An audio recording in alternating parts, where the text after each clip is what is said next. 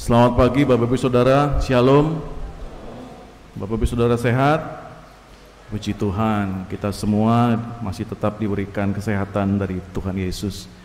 Nah, Bapak Ibu Saudara yang dikasihi oleh Tuhan Yesus Kristus, pada pagi hari ini kita diberikan kesempatan untuk boleh merenungkan firman Tuhan.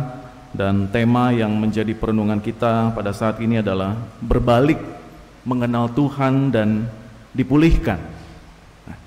Kita tahu bersama Bapak Ibu Saudara bahwa latar belakang dari kitab Hosea ini mau menekankan persoalan ketidaksetiaan, mau menekankan bagaimana janji pernikahan antara Hosea dengan istrinya Gomer itu menjadi sebuah perenungan kita bersama.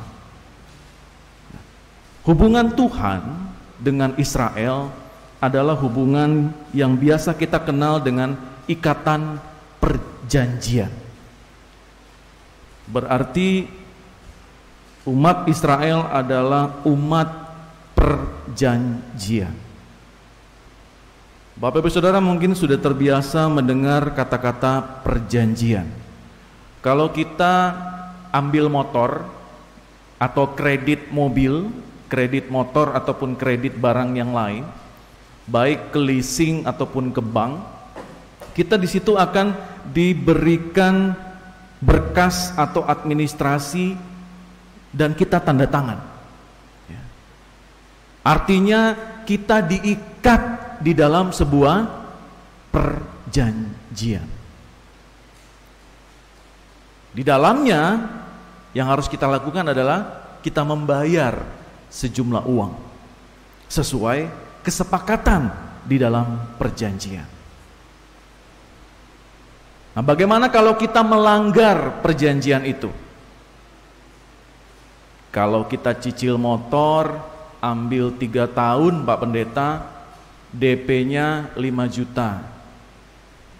Oh, cicilannya berarti 500.000 sebulan. Begitu bulan ke-6, pembayaran macet. Apa yang terjadi dengan motor itu? Ditarik leasing. Artinya perjanjian itu batal karena salah satu pihak melanggar isi perjanjian. Nah, pada saat saya merenungkan firman Tuhan ini Bapak Ibu Saudara dan saya mempersiapkannya, di situ saya melihat bahwa di dalam yang namanya perjanjian, di situ ada unsur tanggung jawab. Bapak Ibu berjanji dengan seseorang, di situ ada unsur tanggung jawab. Tanggung jawabnya adalah kita harus menepati.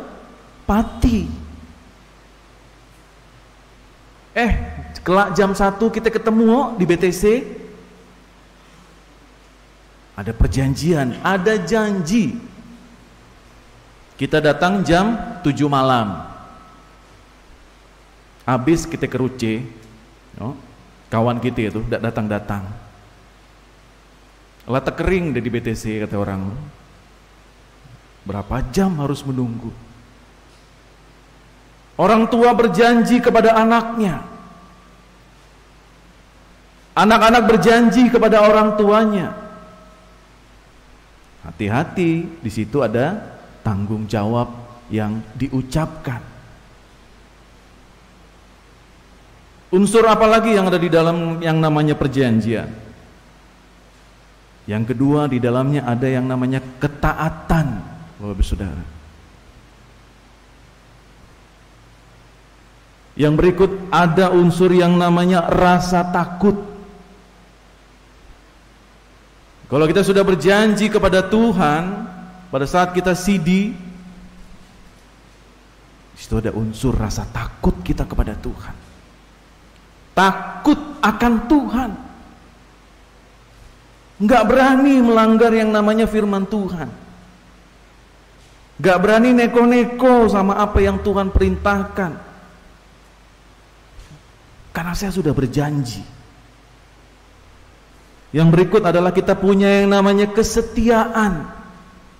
Tadi taat, sekarang kita harus setia. Karena saya sudah berjanji. Saya sudah berjanji kepada suami atau kepada istri saya.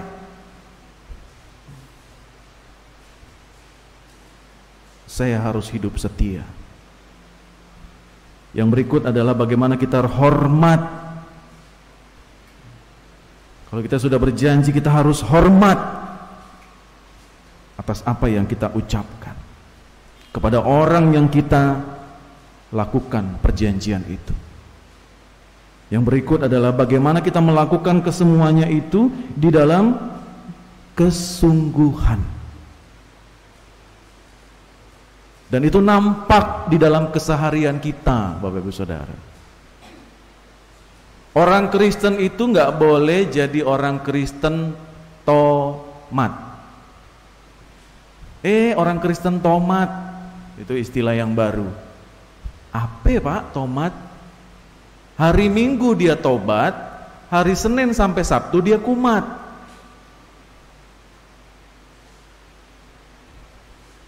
Gak bisa kita seperti itu. Apalagi sekarang kita hidup di dalam dunia yang kenormalan baru. Kita dibatasi dalam perjumpaan atau persekutuan. Segala sesuatunya online. Kita di sini mungkin akan lebih fokus ya. Tapi Bapak Ibu Saudara yang ada di rumah, yang sedang online bersama dengan kita, akan lebih banyak gangguannya. Susah untuk fokus. Tetapi saya yakin Bapak Ibu Saudara yang sedang online saat ini fokus mendengarkan firman Tuhan. Karena sama-sama hidup kan handphonenya. Lagi nonton Pak Pendeta khotbah, tring, Tokopedia. Aduh, pesanan Anda sudah sampai. Belanja yang 2 hari yang lalu nih.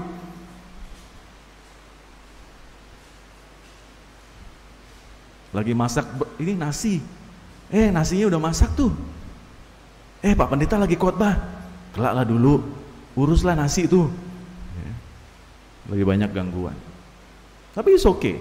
Yang penting firman Tuhan masih tetap kita bisa dengarkan dan kita masih bisa mengambil hikmahnya.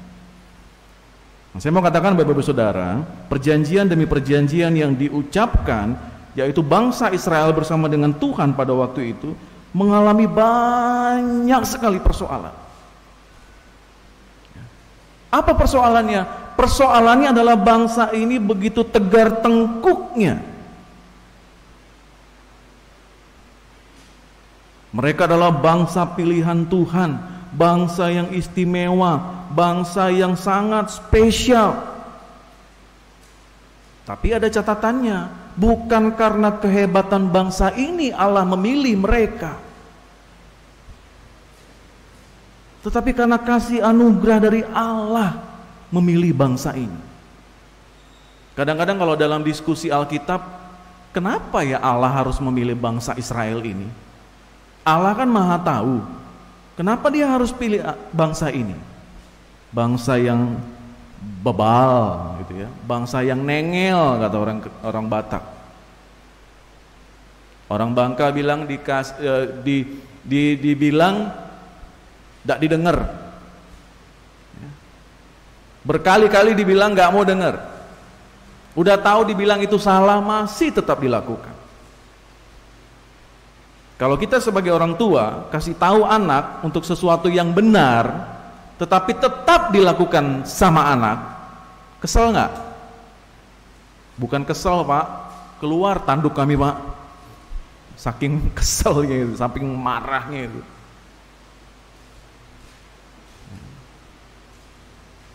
Nah ini yang terjadi Bapak Ibu Saudara. Bangsa ini, bangsa Israel ini begitu tegar tengkuknya. Lalu Allah murka kepada mereka. Bahkan Allah berkata dia akan pergi. Di pasal yang pertama ayat 1-9 di situ dikatakan saking kesalnya Tuhan ini, kamu bukanlah umatku dan aku bukanlah Allahmu. Sampai terucap omongan seperti itu. Atau seperti inilah ya simpelnya.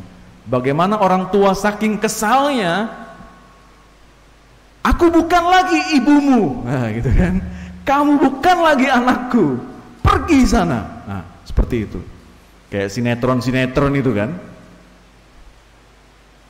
dicoret dari kartu keluarga. Nah bahaya itu sudah marah betul itu. Dan Allah juga melakukan hal seperti itu kepada bangsa ini, agar supaya bangsa ini merenungkan hidupnya. Aku sudah keluarkan kalian dari Mesir, aku sertai kalian dalam perjalanan, aku berikan tanah perjanjian. Agilah nyembah berhala. Masih saja melakukan banyak ketidakadilan, apalagi yang melakukan itu adalah para pemimpin-pemimpin dan para raja dan para imam. Pemimpinnya saja melanggar perintah Tuhan, apalagi rakyatnya. Karena rakyatnya meneladani apa yang pemimpin lakukan. Samalah kayak kita kan. Pejabat aja ndak pakai masker kok.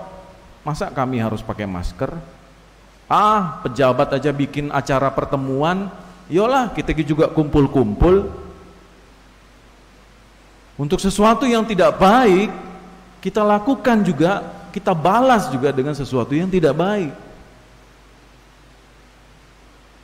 Ya pemimpinnya yang kasih contoh, kami juga macam itulah. Nah, itu kecenderungan kita, Bapak Saudara. Si A aja datang terlambat terus kok, masa aku harus datang rajin? Gajinya sama. Akhirnya besok-besok tadinya kita sudah rajin, tadinya kita sudah taat, tadinya kita sudah setia, si B aja macam tuh. Ngapain ku harus macam tuh? Manusia lebih cenderung mampu melakukan kesalahan dan dosa dibandingkan kecenderungan untuk melakukan hal-hal yang baik. Padahal kita sudah tahu, untuk sesuatu yang baik itu akan berbalik kepada kita menjadi sesuatu yang baik. Sebaliknya juga demikian. Kita melakukan hal yang salah, melakukan yang berdosa, kita melakukan banyak pelanggaran. Nah, kembali lagi Bapak Ibu Saudara, bangsa ini kita tahu hubungan dengan Allah mereka tunjukkan dengan hubungan yang tidak setia. Digambarkan bagaimana hubungan Hosea dengan Gomer, istrinya. Ketidaksetiaan Gomer dibandingkan dengan ketidaksetiaan bangsa Israel kepada Allah. Tetapi di situ diperlihatkan kembali bahwa Hosea tetap setia. Hosea tetap sabar menghadapi ketidaksetiaan Gomer. Allah tetap setia kepada bangsa Israel. Dia tetap mengasihi bangsa ini. Walaupun berulang-ulang kali bagaimana bangsa ini melanggar, melakukan dosa, kesalahan, dan menyakiti hati Tuhan. Kita lihat dalam bacaan kita tadi Bapak Ibu Saudara, ayat yang pertama, penulis mau mengajak para pembaca, mau mengajak kita. Apa dikatakan di situ? Ayat yang pertama dimulai dengan kalimat, mari kita berbalik kepada Tuhan. Di situ kita diajak, di situ kita diingatkan, di situ kita ditegur. Mari berbalik kepada Tuhan. Kenapa? Sebab Dialah yang telah menerkam sekaligus menyembuhkan kita. Dialah yang telah memukul, tetapi Dialah juga yang telah membalut kita. Saya mau ganti bahasanya. Tuhan menjaga kita. Pada saat kita lemah, Tuhan menguatkan. Pada saat kita sakit, Tuhan yang menyembuhkan. Pada saat kita tidak berdaya, Tuhan yang memampukan. Pada saat kita jatuh, Tuhan yang mengangkat. Pada saat kita berdosa, Tuhan yang menebus kita. Pada saat kita sedih, Tuhan yang menghibur kita. Dan pada saat kita berduka, Tuhan yang menghibur dan memulihkan kita semua. Itu kalimat-kalimat sederhana yang disampaikan Hosea di dalam perenungan kita pada saat ini. Bapak Ibu Saudara, kita hidup di tengah dampak pandemi COVID-19. Bangka Belitung sekarang jumlah yang positif COVID terus bertambah. Pagi ini saya lihat Facebook GPIB Muntok. GPIB apa? Bethesda Muntok. Hari ini off ibadah. Yang selama ini mereka streaming, malah duluan streaming mereka daripada kita. Hari ini mereka off. Karena jumlah yang di Bangka Barat semakin naik. Kita hidup dalam kenormalan baru, kata orang, ya. Sesuatu yang normal tapi baru. Tidak bisa lagi seperti dulu. Dalam perjalanan saya ke gereja, saya dengar radio, Ketua Gugus Bangka Belitung mengatakan dan mengingatkan kepada warga khususnya Bangka Belitung, kita harus hidup di kenormalan baru. Ada satu poin penting yang di situ saya dengar baik. Jangan marah kalau ditegur. Tetapi kita harus berterima kasih karena diingatkan. Persoalannya kita kalau ditegur tersinggung. Oh, enggak? Padahal sesuatu yang baik kan? Pak, jangan buang sampah di situ, Pak. Emang ini jalan nenek moyang kah? Ya. Padahal kita ngomong baik-baik, Pak, jangan buang sampah situ, Pak. Situ tong sampah, Pak. Emang apa? Emang ini tanah kah? Aduh. Pak, jangan buang sampah di sungai, Pak. Nanti banjir. Rumahku kan tidak pinggir sungai. Sana rumahku jauh. Pak, pakai masker, Pak. Ngapain? Mulut-mulutku. Padahal dia tidak tahu bahwa masker itu melindungi siapa? Melindungi orang lain dan melindungi diri kita sendiri. Lah, aku lah pakai masker lah, Pak. Tapi sampai sini, Pak. Atau sampai sini biasa ya. Atau kadang di sini. Warung-warung kopi setiap malam penuh. Tidak ada lagi jarak yang memisahkan. Tempat-tempat lain juga sama. Kita agak dilema, Bapak Ibu Saudara, kalau kita tutup tempat makan, tempat-tempat lain yang bisa menggerakkan ekonomi, juga jadi dilema. Disitulah orang bekerja, disitulah orang bisa melakukan aktivitas, tetapi ada catatan penting, gunakanlah masker yang benar. Ditegur, didengarkan. Untuk sesuatu yang baik, lakukan. Firman Tuhan ini mau katakan kepada kita, untuk sesuatu yang baik yang dilakukan oleh Allah kepada bangsa Israel, lakukan. Taat dan setialah. Karena engkau sudah ada di dalam lingkaran perjanjian bersama dengan Allah.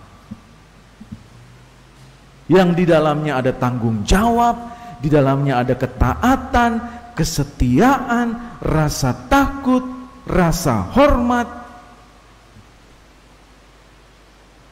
yang akan mendatangkan damai sejahtera Tuhan.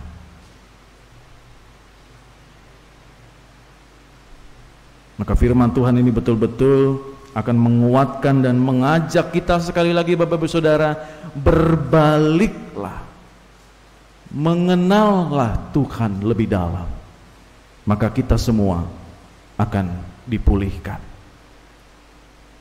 Amin Bapak Ibu Saudara. Amin. Tuhan Yesus memberkati.